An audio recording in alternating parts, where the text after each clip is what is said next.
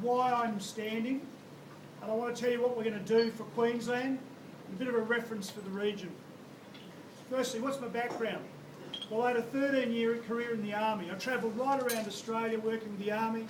I was involved in engineering. I'm a civil engineer, involved in roads and bridges and airfield design and construction.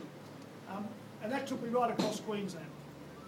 I then had a career in business for 10 years. I was a management consultant for a few years. I worked for 7 months of my life at the Mara coal mine, working there Monday to Friday in the mine, improving the performance of that mine and the maintenance of the large haul units and the drag lines.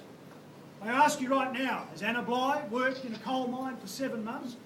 Has Paul Lucas, the Deputy Premier, even that silver tail, the Treasurer of Queensland, Andrew Fraser? And the answer is no, ladies and gentlemen. I then worked in the grain industry. I worked for 6 years for Grain for Australia, working right across the state again, dealing with grain growers, cotton growers, sugar growers, people in other agri-businesses. And you know what, ladies and gentlemen, my last job in the company was to run the entire grain handling system in Queensland. So I used to run the grain terminals in Mackay, at Gladstone, in Brisbane, with the entire system inland. So every country silo you'd see at places like Clermont and Capella, at Dingo and Yoringa, at Springshaw and Emerald, at Gindi, the Down and the Downs, I ran all that system and all the relationships with Queensland Rail and the trucking companies, looking after the growers' grain and getting it to port and putting it on ships, sending it overseas. So I know rural and regional Queensland, and I know this area very well. Along the way, someone said they were looking for a candidate for Lord Mayor of Brisbane. Back then, I was absolutely concerned with the way that the Sawley Labor administration had neglected the city's infrastructure.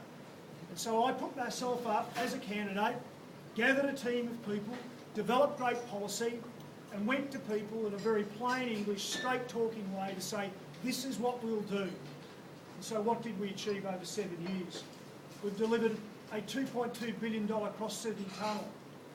We got the state government to start another tunnel worth $3 billion. We got the federal government to give us $500 million for another third tunnel, the Legacy Way tunnel, which is now under construction. I delivered 2 bridges across the Brisbane River.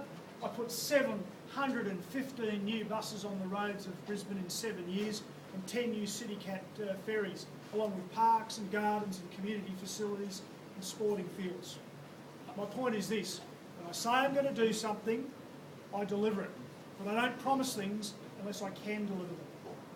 So why have I put my hand up? Why would I want to do this? Well, I can tell you right now, my wife Lisa didn't want me to do it. She's only just getting over the decision. And I never wanted to do it.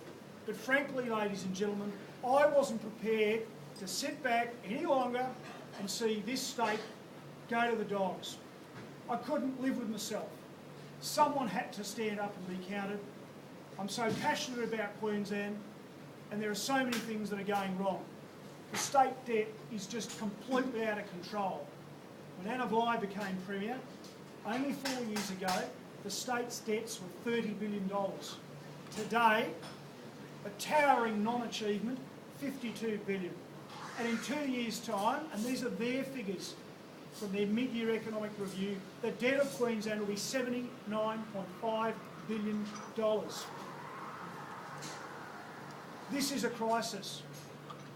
And it would be okay, perhaps, if they were delivering infrastructure. The Bruce Highway is a disgrace. They've neglected rural and regional towns. They haven't got their fair share. The cost of living has gone through the roof. These are all things that must be addressed. And so I've put my hand up. I've taken a huge personal risk, but I'm doing it because I want to serve you. I don't want to be Premier of Brisbane. I want to be Premier of Queensland. How dare those people suggest that they haven't been Brisbane-centric when the Premier comes from Brisbane, the Deputy Premier comes from Brisbane, the Treasurer comes from Brisbane, and the previous Premier used to wrap himself with his footy jumper from the Atherton Tablelands, but he comes from Brisbane. So I say to you, I'm committed to look after communities like Rockhampton and Gladstone, Bella Wheeler and Emerald. It's a short visit, it's a quick visit, and I will be back continuously. To a certain extent, I'm in the hands of the Premier as to when she calls the election. But if she wants to give me more time to develop the policies and do great work with great people like Bruce, I'll take that time and I'll keep coming back. To conclude, this is what we're about. This is what we're about. These are my promises. These are my pledges. Firstly, that Queensland will be powered by Queenslanders again, not politics. That if we're elected, we will work every single day for each one of you and your families and friends, not for ourselves. Thirdly, we'll be open and we'll be accountable. Fourthly, we're going to plan for the future, not for the daily media spin cycle. There's been far too much of that.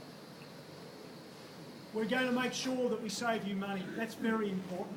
And we do a whole lot more because we're going to cut down on this waste and inefficiency, and we're going to make sure that we focus on the basics, the things that governments must deliver. And finally, this is probably my most important promise to you, my pledge.